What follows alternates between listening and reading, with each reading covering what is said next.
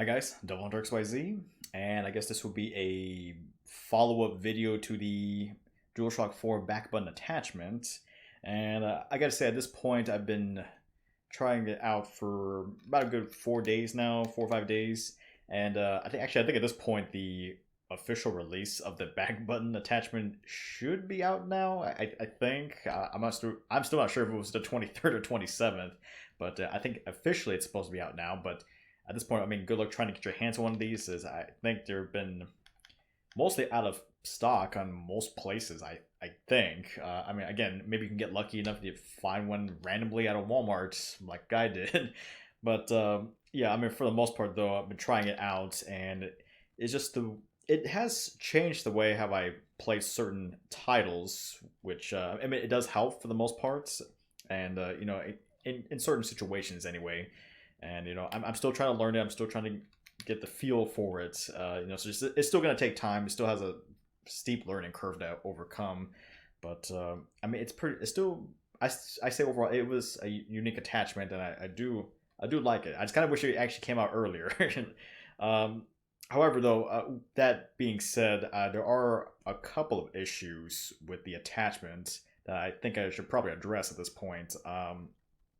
I guess really, for one thing, depending on the game and button combinations you have programmed to the attachment, it can lead to finger fatigue.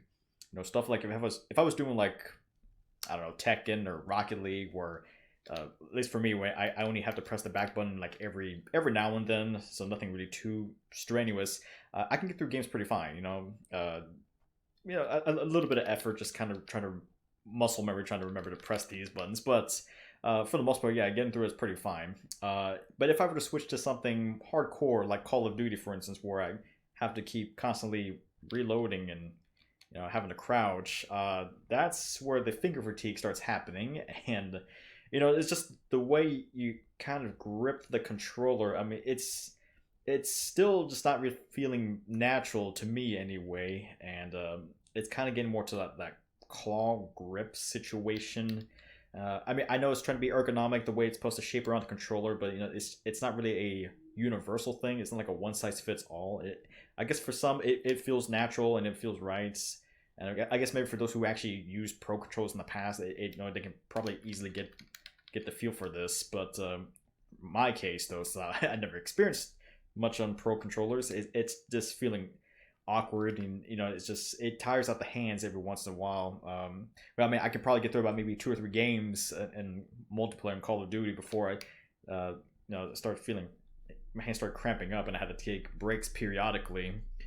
Yeah, so I mean, that's just kind of one thing you have to keep in mind. It again, it just depends on the game, depends on the combination of buttons, but yeah, that's something you have to keep in mind. The other issue though is, at least from what I can tell, is that it seems like this attachment can actually cause disconnects in certain controllers, and it seems to be more of an issue. It took me a while to figure it out, but it seems to be more of an issue if you're using one of the older controllers, and like if you're using a launch PS4 controller, or I guess in this case I'm using this controller that I got from my PS4 Pro a couple of years back.